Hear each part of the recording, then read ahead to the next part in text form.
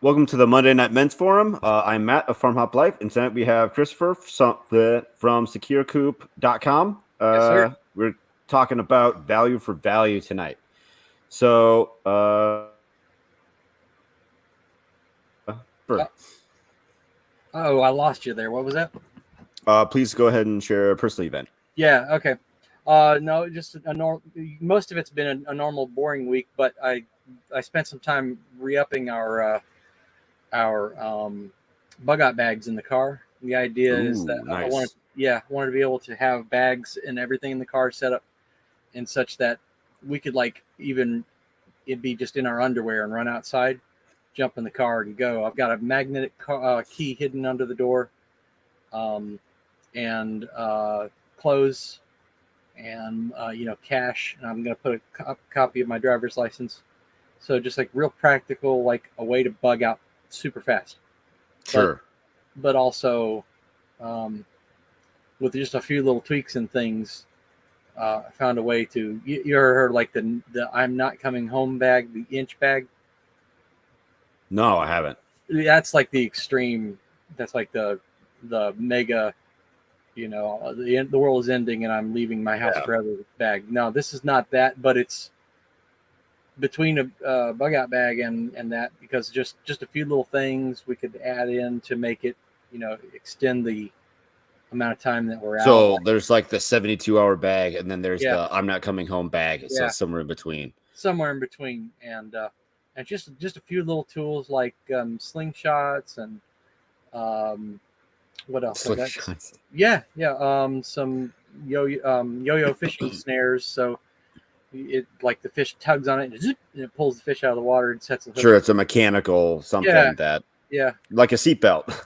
Yeah, like a seatbelt or a reverse seatbelt, I guess. I don't know. Yeah, and I one of the fun things I did with that was, these little solar yard lights that you got in the yard that sit out there like that. Well, that actually, I got to thinking, that's a pretty decent little electric candle, and one of the cool things you can do with it, a lot of them have a little AAA battery inside, and we have an adapter that can adapt AAA batteries to a USB power, so we can not only charge our phone, but I keep in the car a little tablet with an e-ink reader like a Kindle, and it lasts like a month on a battery charge, and it's got a like 3,000 books of all kinds. So nice. Absolute world goes upside down left and right. No internet, no nothing. We're fleeing for our lives. We've got this library with solar charging, and it costs like $5 in tools. So that's pretty nice. Yeah. So you can just take the little AAA battery out of the phone, out of the light, pop it into the charger, charge up your tablet. Boom, you got your ebooks and everything. So yeah, that was something that we're working towards is the bug out bags. That's not something we've done yet. There's just crap all over the car, all over the truck that like blankets and diapers, extra clothes for the kids and stuff, basic things like that. But but if you could just do like something like a little bag, look up Dave Canterbury's 10 C's, and if you just had like a bag of something, they say the imperfect tool that you have with you is way better than the perfect tool that you never got around to putting in. Yeah, all that crap all over the vehicle, imperfect tool. Yeah, it is an imperfect tool, especially if you had like a knife in there. Hey, that was one thing. Cabela's had like some like stocking offers. For like around Christmas time, and they have like these really crappy multi-tools.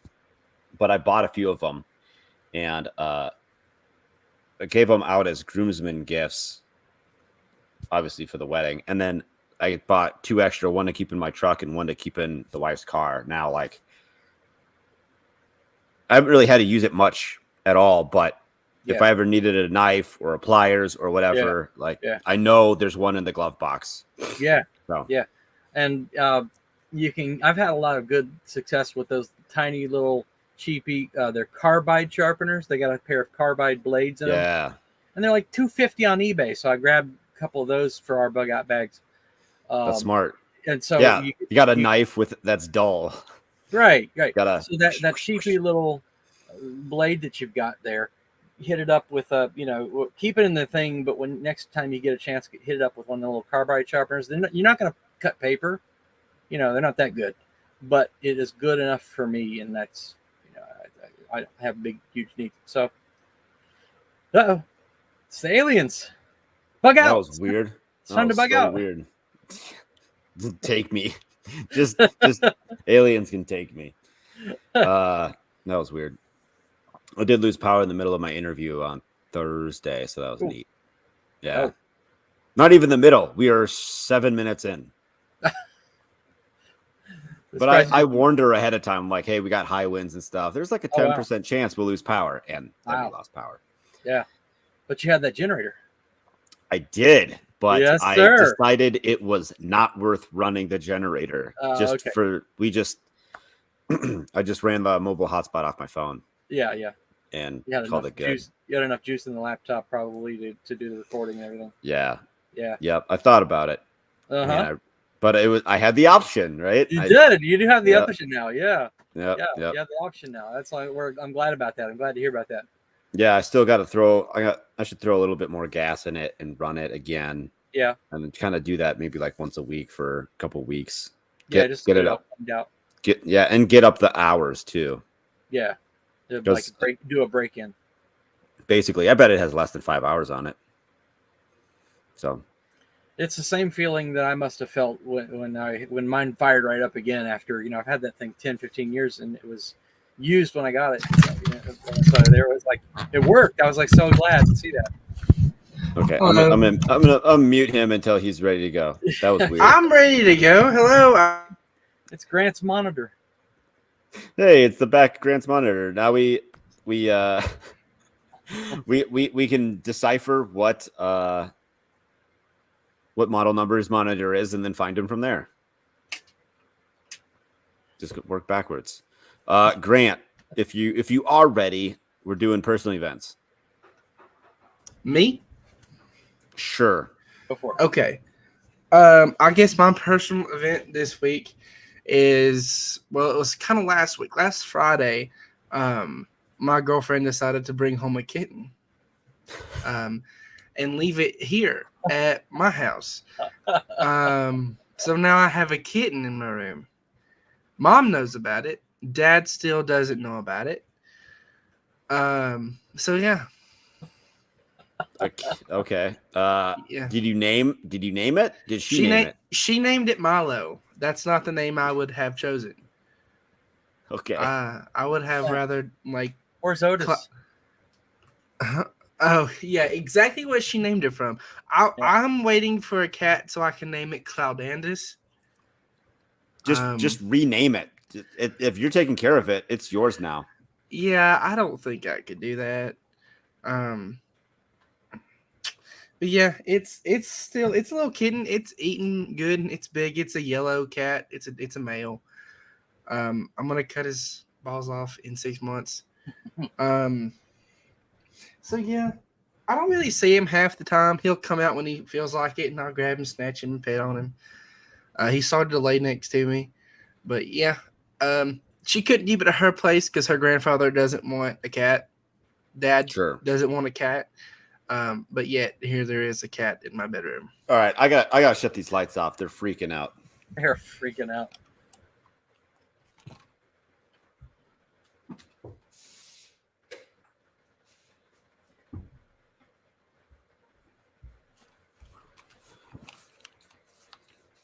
Stupid junk. All right. Yeah. All right. So you got a cat. Nice. Yes. I went to a prepper estate sale this weekend. Whoa. And I said prepper estate sale in quotes because it was just hoarder junk. I mean, to the nth degree. I mean, Grant might have seen it, maybe not. I'm gonna guess probably not. No, what would you post on Twitter? I posted on Twitter, Instagram, and TikTok this this video here. I'll go check it out on Twitter. Unless you're gonna play it. I'm gonna play it. Come on. Whatever, you stupid piece of garbage. Okay, this isn't. Maybe this isn't gonna work. Not crap. Whatever. It was a bunch of junk, and I made a video about it, and it was just like chaotic. I opened it up by like panning. I stood in the bed of my truck and like I panned the whole property. It's like 5 acres of trash. And then it's like 3, 2, 1. And then it just goes into like a time lapse of me like going through the whole property, like picking up this, picking up that. And I ended up with 6 gas cans free. Oh. A pond for free. Rebar was free. The ladder was like a cool like antique ladder that was free. What else did I get for free? I think that was a metal bucket that I could put like plants in. That was free. Breaker bar, $40. Some like a length of cable like that you would, go logging with. That was $25. And then I got some cool barn doors for $50. So pretty good haul. That was I feel like that was the majority of my weekend, but it was not. We finally planted our seeds. All of a sudden I'm getting feedback. No, not here. It sounds fine to me. Well, I can hear myself. That's odd. Anyways, so we got seeds planted yesterday. Finally started seeds. And what in the freak? What'd you start? One second. Yeah.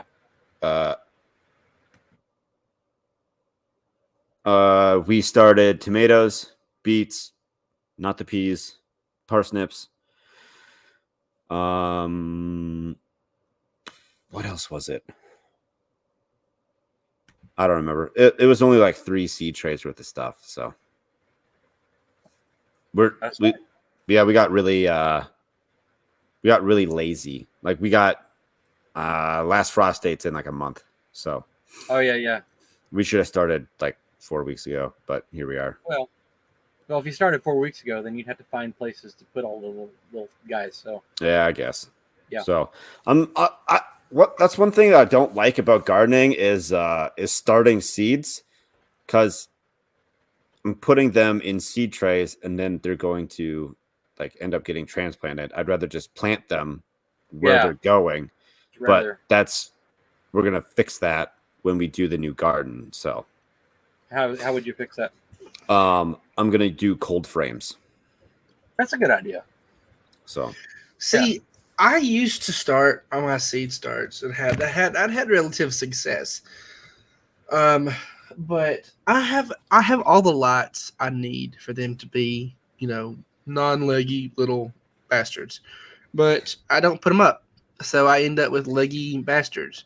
And then I also have a problem by not starting them. I still have not planted my cucumber or squash seeds or okra. So I'm probably just going to directly put those in the garden. There's some I'm trying to do inside for a special side project. But they're getting leggy as crap. And I don't understand why. Like those have enough light.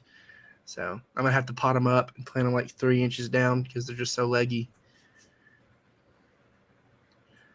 Like tomatoes. I mean. Yeah, I'm not sure. Not sure on that one.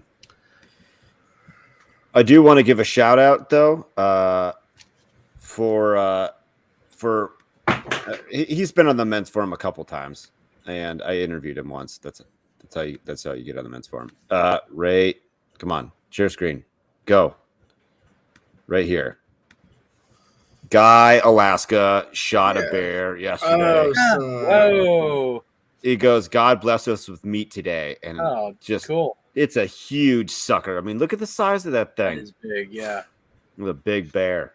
It said it took him like 4 hours to process and like 4 hours to get it out of the woods, like and into his house. Yeah. So it is a whole freaking day. Yeah, it is a whole freaking day. I looked up your nice estate sale you went to. That's just trash. It was 99% trash. And they for sure. probably just wanted y'all to like come out and collect all the trash so they could turn around and sell the property. Actually, that is why they're doing it. So like he needs to have that cleared out in the next like 25 days. Otherwise he doesn't get his half. So I guess that must be some sort of the deal. Like, hey, get rid of your crap, or otherwise you miss out on, I don't know, a couple $100,000. So that's probably what that is. So yeah, shout out to Guy. That kind of goes into like the value for value, right? The value of his time to go hunt that bear. It'll provide, he said it was going to provide meat for his family for a year. I think he said they do jar the meat is what he said, to help preserve it. So, cause I don't think they have refrigeration where he's at. So. Really? Oh yeah. I guess he wouldn't have to if he's that far north. That's wild. Well, no, he's. I think it's a temperate climate, technically. Oh, okay. I mean, he's in the southeastern part of Alaska, so like on the coastal, like one of the coastal islands there. So, I mean, so like the value of that meat and having to put energy into storing it properly so it doesn't spoil, because is anybody following me? Yeah, no, I get. Okay. No, I get you. I don't know if we were starting the conversation or what. Yeah, it's a lot of value, because if you figure any kind of meat is now 3, 4, 5, 6 a pound, and that's probably 500 pounds. You know, could be. Yeah. So let's say it's $5 a pound, and it's 500 pounds, $1,500 worth of meat for a day. Good value. Yeah. And then on top of that, does he plan to tan the hide? Yeah, he's going to turn that. He said he's going to turn it into a blanket. Yep. Yeah. See, again, my whole thing on value for value comes to you have the natural value of something. Given a plant, a picture, an antique piece of pottery, books, movies, they have their market value of what you can buy and sell it for. But then they have the value that's in it and the reason to buy it. So I collect films and media that were from my childhood that had not been corrupt by Disney's gay agenda, to be quite frank. Hit the ground running here, like just old shows, old movies, getting them in hard copies. Sure. And then I've collecting serendipity books. I don't know if any of you are from the 70s or 80s, but look it up. Serendipity books by rings a bell. I forgot who wrote it. But there are 72 copies of those, and I think I have about 60 of them, and I've all hunted them. Bought them all, got them down. So each one tells a specific story or lesson to your child. And that's one thing that is big for me. I intend to have a large family, and I want them to be able to have uncorrupted media when they're young, as books, TV shows, because now you look at the quality of things marketed to children now is quite frankly horrendous. Sure. But then also have value in plants. I go to a lot of places and buy plants with full intention of making more plants from those plants. Yeah, Grant, holy crap. Serendipity Complete Series, 71 books, $335. There. I can just buy my way to the top. You send me that link, because but see, the thing is, I'm buying them in hardback. But I've also got hardback and paperback issues. Oh, there's a mix. That's what it looks like to me. There you go. Grant, I did think about you when about this topic, because you're always doing value for value stuff. I mean, you're trading pigs, you're getting totes, you're selling plants, you're going, as low as you possibly can, getting as many plants for from Lowe's, like ripping them off and, getting 20x on your money. Yeah. And I try to balance that to a fine line of not being too greedy. I know one thing that I did is I got a bunch of hardy hibiscus last year. And they were about $27 retail. I ended up getting 16 of them for about $1.26 each. And then I turned around and been selling them for $30. Damn, dude. So, nice. But the thing is they've been outside in their nursery pots, and they got hit by a 9-degree freeze inside that pot with no protection, and they still survived. Wow. And they still have healthy roots. They didn't rot, and they're already putting out new fresh roots. So again, that plant has value. It has a memory of a season where it got a 9-degree snap and its roots didn't freeze. Now, when those roots get in the ground, that's going to have to experience a much harsher freeze than 9 degrees for those to get because the insulation of the dirt. Yeah, exactly. So that 9-degree freeze, in my opinion, increased the value of those plants, making them even hardier than what they might have already been set as. Yeah, and then I can market those to people like this has survived a 9-degree freeze inside this pot. It'll never die in the dirt. So, and then I've sold a lot of them, and I intend to keep the rest of them to take cuttings off of and multiply. Though I don't know how legally I can sell them out of a nursery, because again, it's probably a patented plant. I can just say hardy hibiscus and then move along. Homestead of Pain hibiscus, or Pain. Well, see, that specific plant has probably already been pain tolerant hibiscus. Yeah, I feel like that's a bit of infringement there on someone's intellectual property. Whatever. Sounds like their problem to hunt you down and figure it out. Exactly. I'll just say like just a generic pink hardy hibiscus, and then it'll be fine. Yeah. But again, I'm cheap. I am personally cheap. If I don't think I can get it for what I would pay for it, I don't get it. So how do you value your time then, Grant? Because you spend a lot of time doing this stuff. Like, yeah, you get it for cheap, but you also put a lot of time and effort into these projects. I mean, I don't know. I guess I currently don't value my time when I do stuff. When it's stuff for me and it's stuff for my future, my family's future, that doesn't have a value. It just gets done.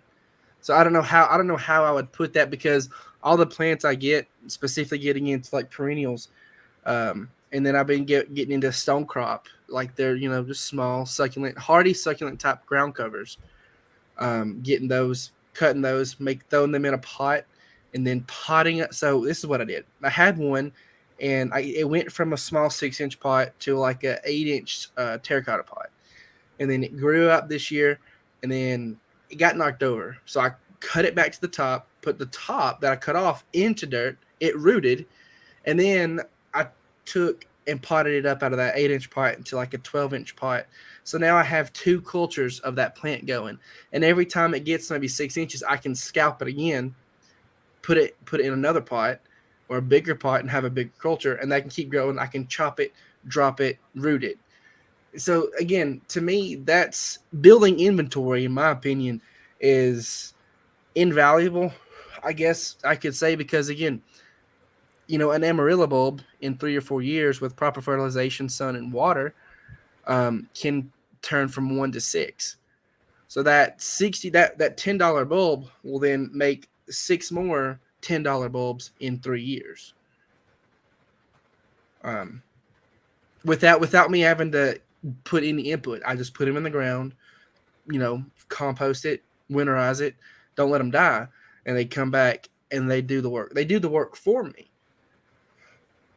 But then, if I'm going doing landscape, and I'm spreading like 600 bales of pine straw this week for $20 an hour. Pine straw? What is that? You don't know what pine straw is? Never heard of it. You know what a pine tree is? I know what a pine tree is. So you know the needles? Okay, the long needles. Yep. They bale the needles. Long in the South, they get long, real long. Okay. Long. they bale the needles into a bale, like a hay bale. Yeah. Okay. And then people put it down as landscape mulch. It looks nice. That does look it cool. is the That would be cool. stupidest thing ever.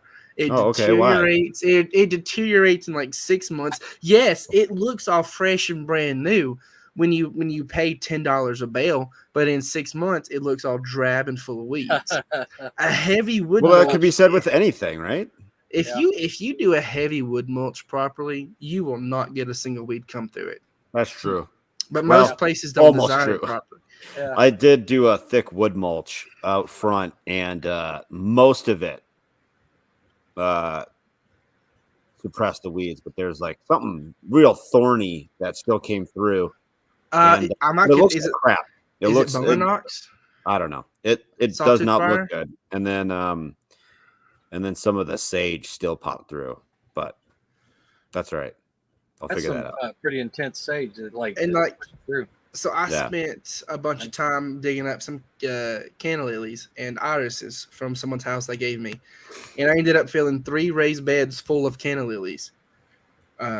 Again, those are going to grow. Those canna lilies are edible, so that's a prep. On top of being a prep, it's a pollinator, it's flower. Like you said, Christopher, it's a chop and drop mulch. Yep.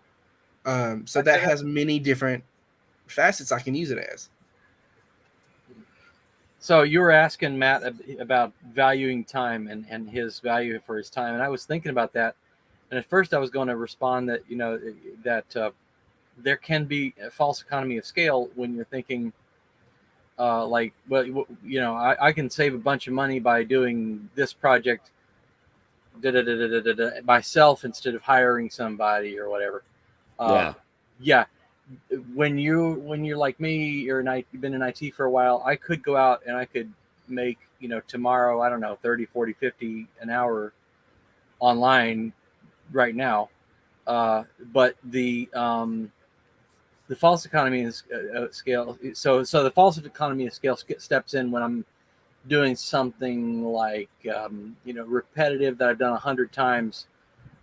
Again, it would make sense for me to hire somebody at 20 an hour and do my work. The flip side of that, though, Grant's doing the kinds of things that in many ways are increasing his long-term income ability, giving him new skills and practice.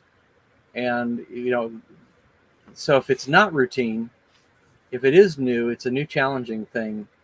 It is a really good idea. And Secure Coop for me is the best example because it has taken me so freaking long just to get a phone app. I'm just driving and beating my head against the wall.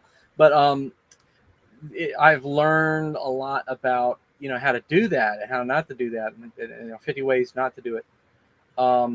Could I have hired somebody? I could have shortcutted. I probably could have even saved some money. But now I have that where I can walk away. The worst happens, I've still got a full skill. Yeah. And, so there's I don't think there's a good way to answer that question. It's like not real. It's a gray matter. It's not really. Well, what I will do to undermine your entire point is what I'm doing. What I'm doing takes no skill at all.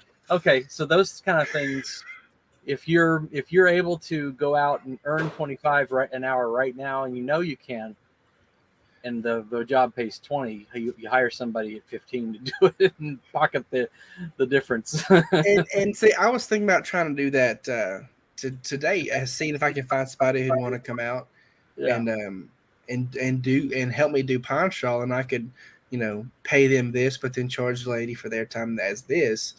Yeah. But again, it didn't really seem like it would be worth an extra $25 for 3 hours or whatever it came out to be, when I could do it, pocket more, and just do it myself.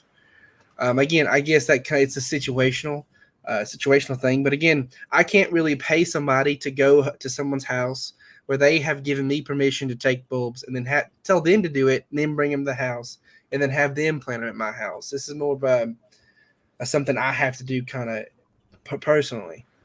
Sure. When I'm trying to manage projects here, I really have to temper it with like, how good do I want it to look? Like, can I do this myself? How much would it cost me to hire someone else to do it? Mm-hmm. Do I even really want to do it myself, even if I could do it? Yeah. And then how much money can I save just doing it myself? So I got two quotes last week to finally put gutters on the house. And I'm sure I could figure it out. Don't care to. I'm just going to pay. The guy's going to charge me $1,000 and it's going to take him half a day. Now, instead of me trying to break my neck. Yeah. I've never had to install gutters before, but I'm sure I can figure it out. Never had to install them, and you probably will never again. So that's a probably skill. Not. That's not a skill to develop. Yeah. And what'll take him 4 hours would take me 2 weekends or something, right? Yeah. So that I'm going to hire out. Yeah, that's smart. Trying to do a couple of landscaping things around here. I need to rent a skid steer. If I had all day, I could just rent it for a day. Now, a skid steer is like $400 a day. If I wanted it delivered, that's another fee. But that's something I've paid for before. Last summer, when I had the Mini X dropped off here, I paid for the delivery fee because I didn't want to screw around with trying to tow that sucker. Just had it here bright and early, like whatever, Saturday morning, and brought it back. Like had the guy pick it up on like a Tuesday, whatever. So that was something I was willing to pay extra for, have that done for me. But I did the excavator work. Now back to the skid steer, I would need like 3 or 4 attachments. Sorry, I'm getting back. There's an echo. I muted Christopher, and that seemed to get rid of it. Okay. Weird. I would need 3 attachments to get everything done that I need to get done for get the full use of that skid steer. But everybody only has 2 out of the 3. And that's kind of okay. But I really need that third thing because that would be about half the day is just using this third attachment. So I decided it's not worth me spending $400 to do 2 out of 3 things. And really only half the things. Yeah, it sounds fine. The echo goes in and out, but this seems better. Okay. I had you on my speakers, and it's probably why. Yeah, that'll do it. Yep. So, yeah, I will not be getting a skid steer. I almost thought about just buying the skid steer attachment that I need myself and just keeping it, but cool. That's $2,000 that'll just rust in the yard. That's nice. Yeah, unless you can hire that out, that's hard to pay for itself. Yeah. And that is an option. So that's what people like Jack Spirko do. He'll think to himself, if I buy this piece of equipment, how can I put it on next door and rent my time out or something? Yeah, I'm not sure I can justify. I don't really want to get in the equipment rental service industry either. No. I mean, he would go to their house and I thought about that too, but I got plenty of stuff that I want to do here. Yeah, exactly. I want to finish my stuff. I want nice stuff. I don't want other people to have nice stuff. They don't think that there is a hard and fast rule about analyzing this, but I do know that we're asking the right questions. So those are the kinds of questions you want to think about. Yeah, that's true. So like another value thing is like, what's your family time worth? Yeah. So like when you take a job that you kind of don't want to do, it better damn well pay, Yeah. Like if you gotta force me to be away from my family, it better compensate me pretty well. So that's true. Like, or like, hey, I kind of don't want to do this thing, but it I get this other thing out of it. It doesn't necessarily have to be money. It could be a valuable connection. It could be a barter. Could be I don't know, an experience or an opportunity, I guess. I'm looking for a meme that it reminds me of. It's about time, money, and energy. I think we've shared that one quite a bit. Yeah, we did. That's yeah. right. Yeah, the triangle thingy. That was one. That was something else. I've got the meme if you want to see it. Share my screen. Nope, not a slide. Share my screen. Do a Chrome tab. Money, time, energy. There it is. Okay. Oh yeah, this one. I've seen this one. Yep. When you're so there's Grant. There's Grant on the left. There's me, and then there's Christopher. Yes, I have no money. I somehow doubt that. You act like you have no money. Me? Yeah. No, I pretty much keep enough to keep on moving and doing what I'm doing. That's it. Yeah, it's hard to bank money when you keep buying plants. Yeah. Or try to spend whatever, like $7,000 on greenhouses. Yeah. Right. Yeah. How do we line up that meme with our pictures? Yeah. How do we do that? I'll work on it. I'll be the one in the middle. Yeah, and, I'll put it on Twitter. New profile picture. I'm gonna take a picture right now. Take a snapshot. That'd be funny. Yeah, I'll do it. Whoops, not that one. This one. So, oh man, I totally lost my train of thought. I had something else for tonight. Now I forgot what it was. Didn't write anything down. Oh, this podcast. This like the podcast and like this men's forum, right?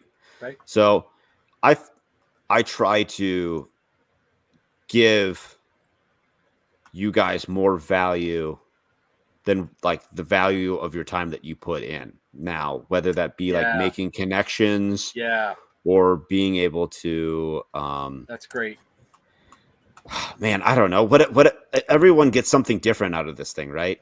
Some people just want to like say what they want to say. Some people want to like just listen in. Some people want to, plug their stuff, and that's fine. But I don't think anybody actually just comes on to like plug their stuff and just like step out, which I think that adds a lot more. That adds value. That they're not just. I'm just here to make it fun. I'm just here to make it fun. I was gonna say something. I'm gonna keep that to myself. Like I was gonna say something like, "Let me know when you start." Just ask anybody who watches. Yeah, Destiny. You're one viewer. Grant is bringing me one listener per episode, so I guess that's fair value. 1 for 1. And I come again. It's like what Scott does. It's for the community building.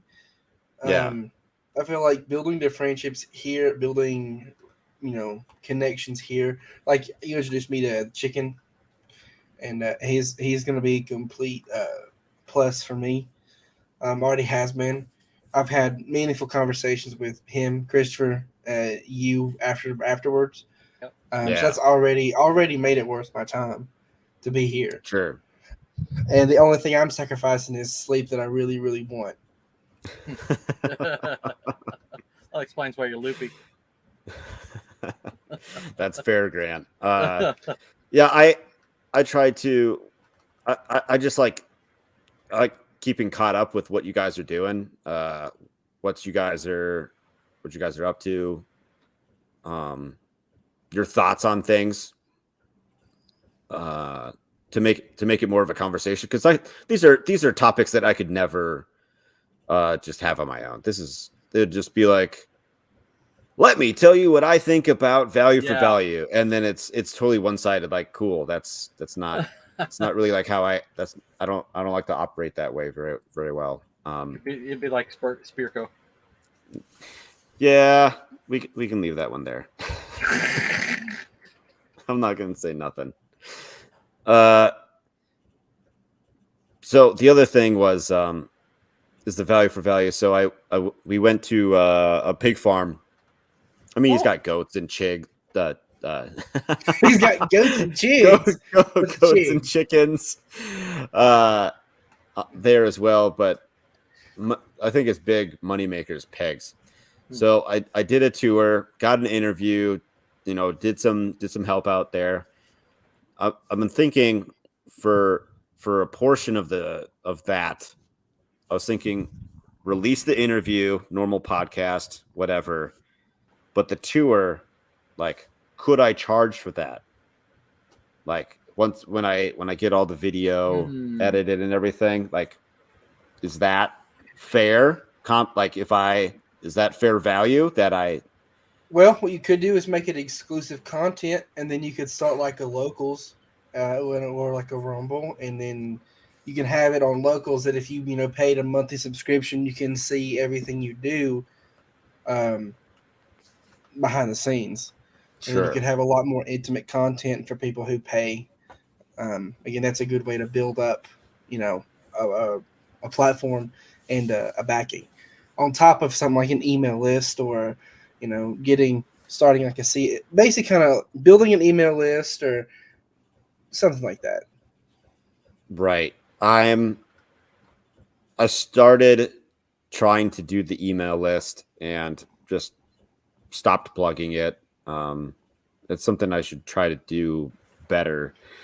But as far as like the content generation, like 90% of it would still be free. It would just be like, the tour, like, to see what other homesteads look like. Like, yeah, you can just go to their Facebook page or their Instagram or whatever and see like whatever they posted. But you could just give me the whatever I end up charging for it. Like, it can't be like too low, because then you're like, wow, this is so cheap. There's no way it's any good. And it can't be too high. Like, I can't justify spending that much to be able to see behind the scenes of how these people do what they do. If you started look into locals, you can do live streams, like private live streams on locals. What is what is this thing you're talking about? Locals. It's like a Patreon alternative to building basic online support. You can talk with them, communicate with them. You can do more things in your private life, like at home. When you're on the road, and then it be if somebody wants to join it, they'd be $5-10 a month for you to do yada yada yada.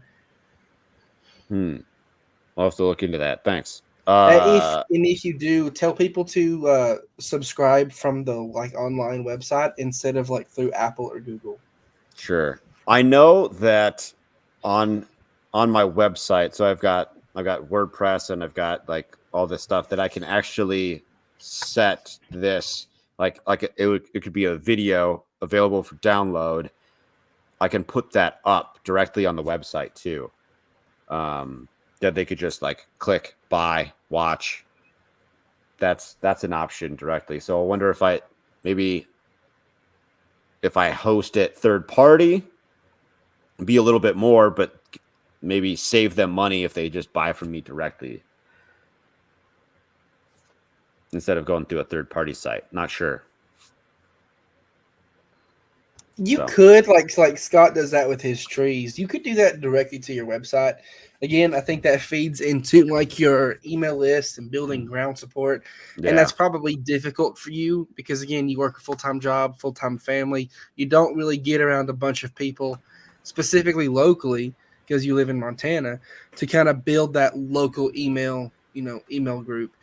If I go to farmers markets or just go do this, that, I can hand out a contact card. People can sign up for an email list, and then they can be updated with what I do. That's, to me, the best way to do that is more personal and interactive, on the ground.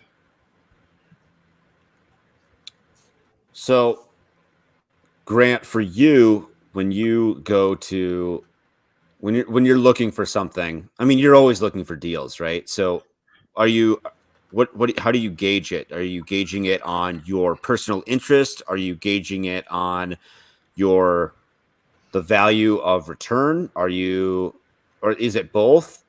Do I have time for this thing? It could make me a lot of money, but I don't have the time to put in. How do you gauge that? I probably should consider time a lot more. When I got the pigs, I just got them and threw them in there. I didn't I'd hoping those would be a quick turnaround, but nobody wants to buy junk pigs. I mean, let's be honest. The breed of these pigs are two breeds you wouldn't breed together for anything. It's not you're not going to get good meat rate or anything. One thing I consider when it comes to plants is what is the true value of this plant. And a lot of time at Lowe's, it's overvalued. In my opinion, every single plant at Lowe's is overvalued. So I just got to find, again, a closer to basically its cost of production. That's it. I'll try to get it to as close as to cost as they'll let me do. So that's pretty much what I go for. Again, it's easier to do it with the bigger nurseries, not like the more mom and pop places than Lowe's. Lowe's is very corporate. They're not supposed to give you a deal on anything, but if they do, it'll be 20% on top of clearance. And it depends on what you're doing. So if it's perennial, I will never buy annuals at all because there's no investment in annual. But perennials, I will make the judgment call. If it's something that can be edible, that also factors in if I, drop money on it. When I went and bought, I bought like 50 daylilies. At the time, I didn't know they were edible. I just knew they could be split and grown, divided, and multiply your inventory. But I now know daylilies are edible.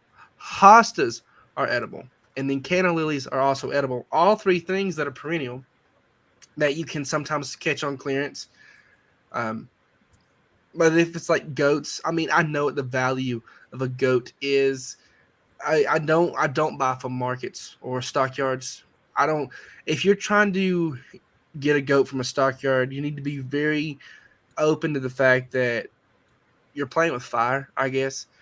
You're basically getting somebody else's seconds because what you don't want gets cold. Where does it get cold? The stockyard. So you've got to make judgment calls there. With me, my calls when we get to that point will probably just become freezer. If they are not in the condition to be eaten, then they're again stockyard. If they, so it all comes down to what you're looking at. If it's an animal, well, an animal has its set value, and it's not going to lose. It's not going to die. It's not going to die if you don't buy it. You know what I mean? If somebody's selling a goat for $480 and that goat's not worth but $300, that goat's not going to die if they don't sell it. So they're just going to hold out, wait for somebody to buy it. But with plants, they'll rot, they'll die, they throw them away. So I think the only thing I regret not getting is there was like 24 Christmas cactuses on clearance. And I'm looking at those like, okay, they'll give me 15% off, but I want more. I still could have cut those Christmas cactuses down to nothing and then propagated maybe hundreds of them. And then they would have regrown, and then I could propagate again, and then I could propagate from the propagation, and so on and so forth. But reality is I didn't have a place to put them, store them, and propagate them. I am not prepared for something of that scale. I just do not have the capabilities to do something like that. So I passed. Again, we didn't get the greenhouses. Would have loved it. Realistically, when you break it down, we have no place to put one right now. I could probably, ask a neighbor if he'll let me use a strip of his land. I guarantee you he might. But again, then you're behest of somebody else. Yeah. So it really it all depends on what you're looking for. If it's free, free's free. But look at what free is going to cost you. I get my totes. I get my totes for free. The time it takes to go get the totes, and then you're looking at how aren't much they full gas. of like some sort of fluid, something too? So you got to clean them out. They're not full, but they used to be full of it. They're they got a coating on the inside. That they got, so the whatever. Problem from just put plants. The problem for the ones I get, they have a food glue. So it's glue that goes on the packaging of food products. There's the interior like plastic that touches the food. You have the foil that's printed on, and then you have like the thing that goes on top of the foil. It's like 3 layers. It's got that glue. I poured like a half a gallon onto an Andina, and it was dead the next morning. So again, on what? You poured on a what? An Andina. Look it up. It's like it's a Japanese decorative shrub with with the red berries. But again, that was a half a gallon. If I poured like a half a gallon of coffee on something, it might die the next morning. Yeah, that's a lot. Half a gallon. It's like he choked it out, like he suffocated. I probably just glued it. I guess with my stuff, I cut them in half. I would like to do hydroponics with them, but again, I don't know. I don't know how it leaches into the water, how it leaches into the plastic, and then back into the water. Just glue some fish together. I'd have to run cycles. The tails. So I'd have to run like a water cycle through it to make sure there's no chemicals. But honestly, are these chemically compounded, whatever, it's in these totes? Is it better if I grow it at my house than, getting in the car, going to the grocery store, buying it at the grocery store when it's packaged in plastic, probably already 6 months old at the time? I think a lot of people complain or have had gripes that I grow in plastic totes. When you look at the rate of deterioration of the plastic, the leaching of the plastic into the dirt, the washing out of the plastic through the rain, and then if there isn't any plastic, how much plastic is that plant going to absorb? And then how much of that plastic or chemical goes into the fruit? And then you eat the fruit, how much of it is actually absorbed by you? So it's so diluted. And again, there are already so many plastics around us. Yeah. At this point, that little bit of plastic is not even going to scratch the surface. Christopher, what's the value of Secure Coop to you?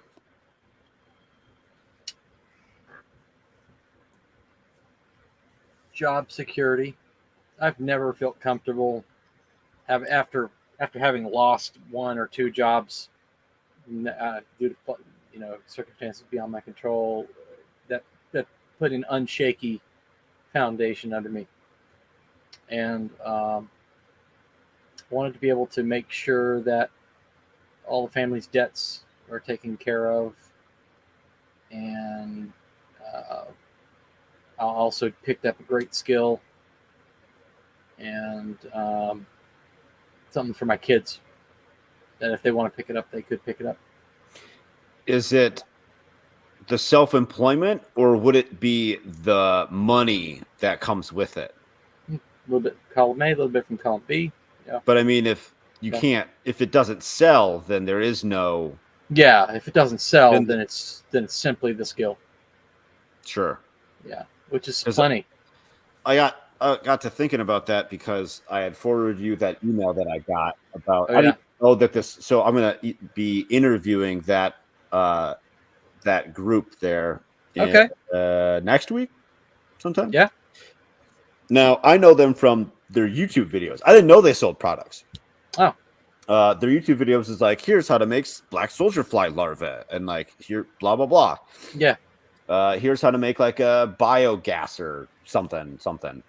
Here's how to blah blah blah. All these things, and they have a pretty good it's pretty high production value. And so that email came in, and I was like, hey, look at all this cool stuff. And so that's why I sent you like these sensors and whatever. Now, would you ever consider like selling Secure Coop to not necessarily them, but could be somebody like them? Just be like, hey, you know what? I've taken this as far as I could go. This is a good offer. I'm just gonna wash my hands of this and do something different with it. Now I got the time and money to do something else. I wouldn't say I would never consider it. It just hadn't really occurred to me what I would do with it. Sure. Yeah. I don't know. But it's the value of it I probably would earn back one way or the other about $500,000 or $1 million, because suppose I never sell a product, and then I go into a career where I'm working with that, which is interesting and fun. Now I can make 100,000, 150,000 making those phone apps, making those devices. Work that out for 10 years. That's a good $500,000 to $1 million of revenue right there. Sure. Yep. So the skill is there.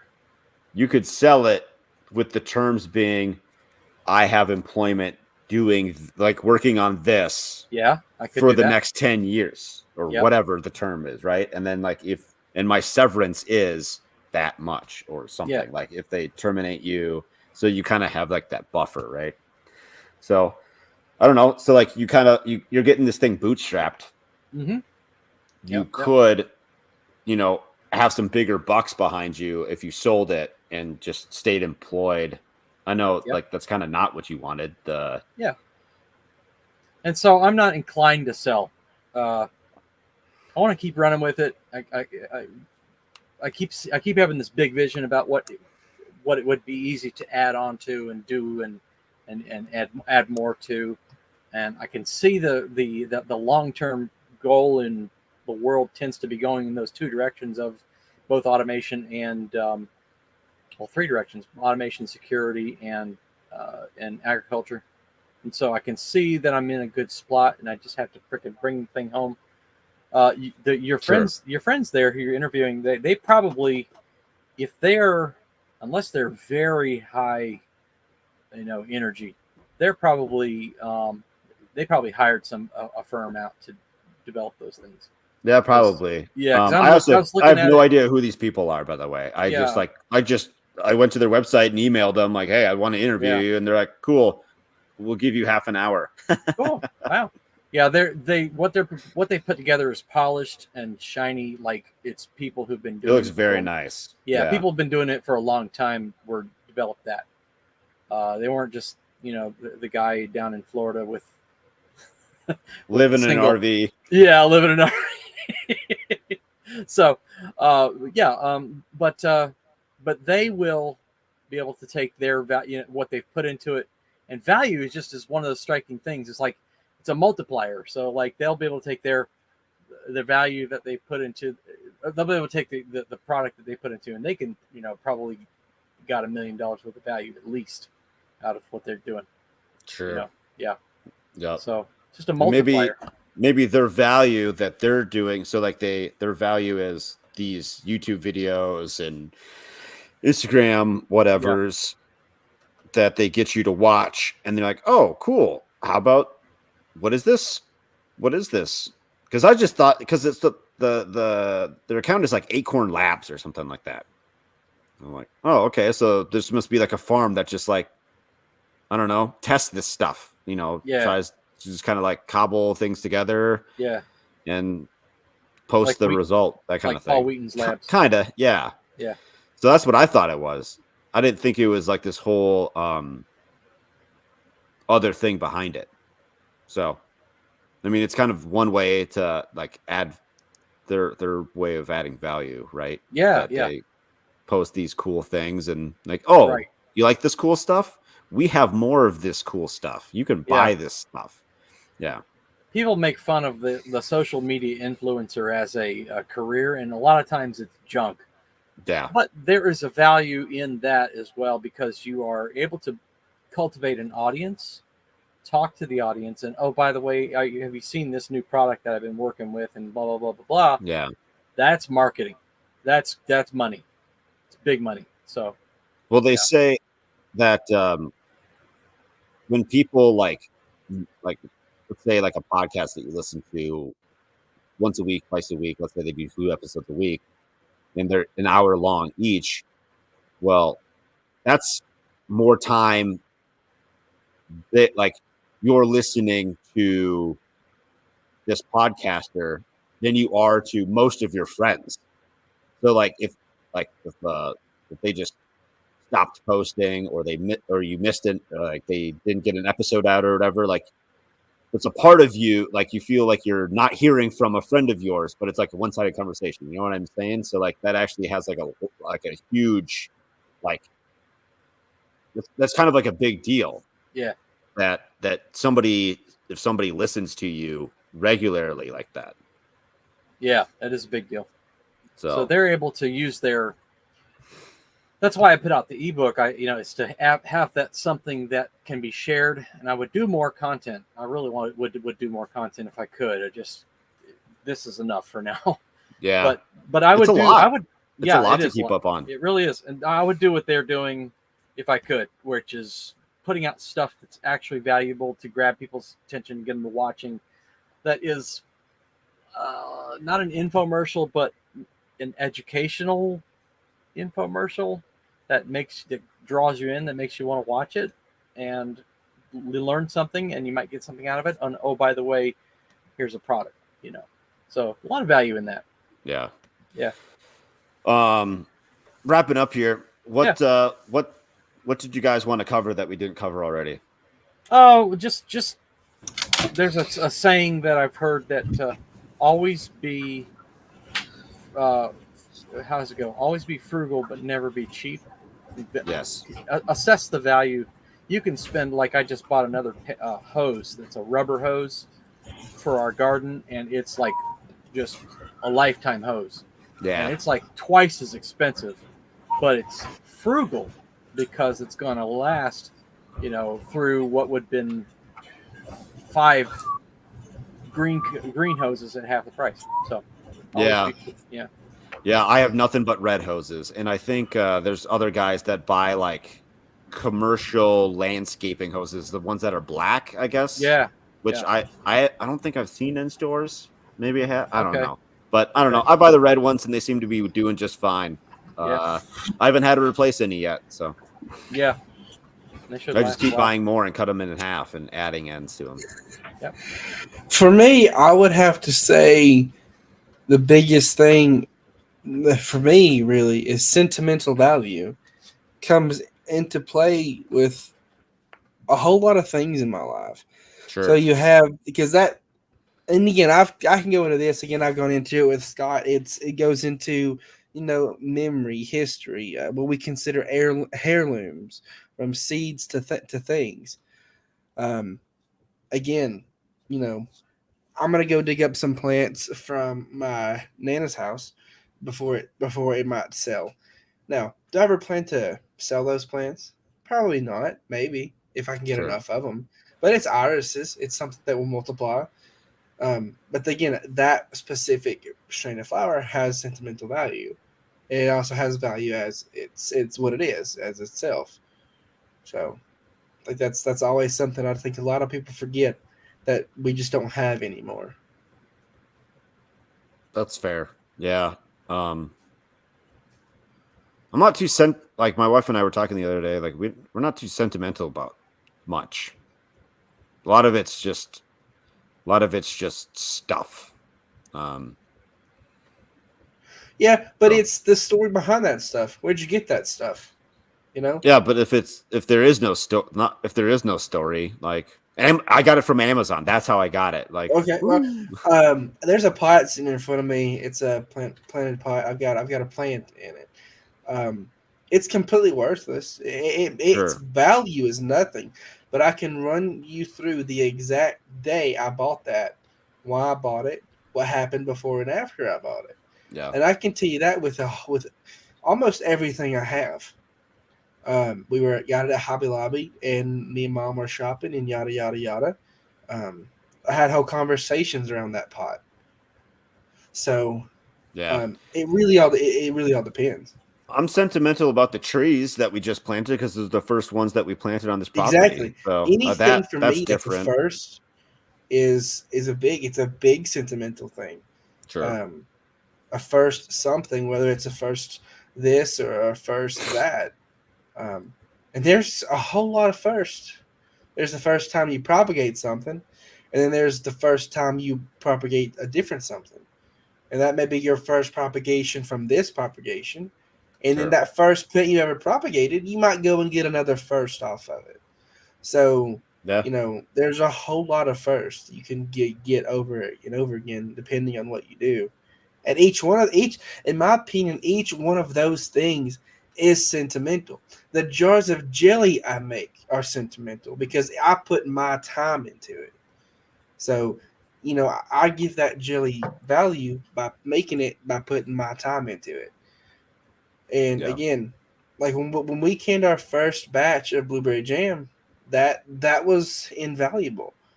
You know, you wanted to offer me $10? No, I wouldn't sell you a half a pound for $10 because it's mine. It's our first batch, and we're gonna enjoy it. Yeah, that sounds good. Yeah. Christopher. Yeah. So securecoop.com is the website for a product that I have been slowly and carefully working through to bring out.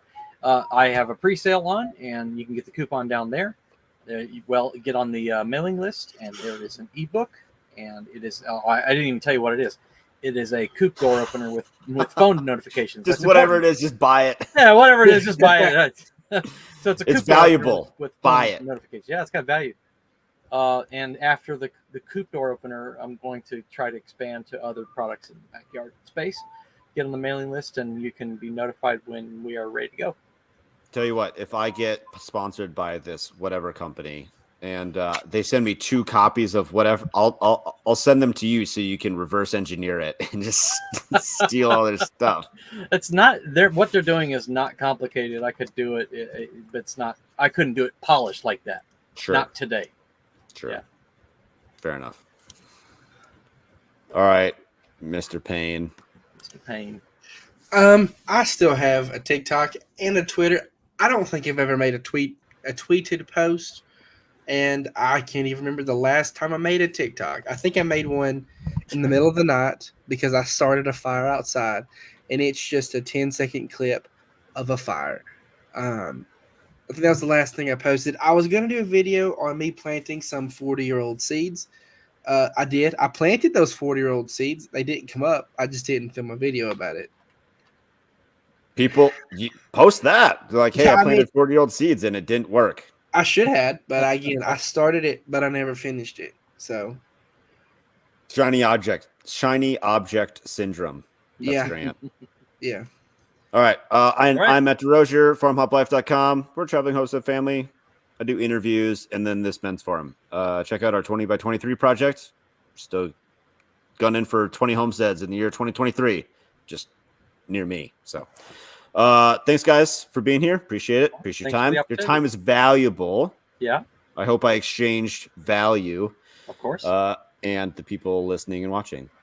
I appreciate their value as well. Yeah. All right. Next week, we're talking about keep the wolves away. What's that mean? You'll figure it out. Mm-hmm. See you next week. Yep.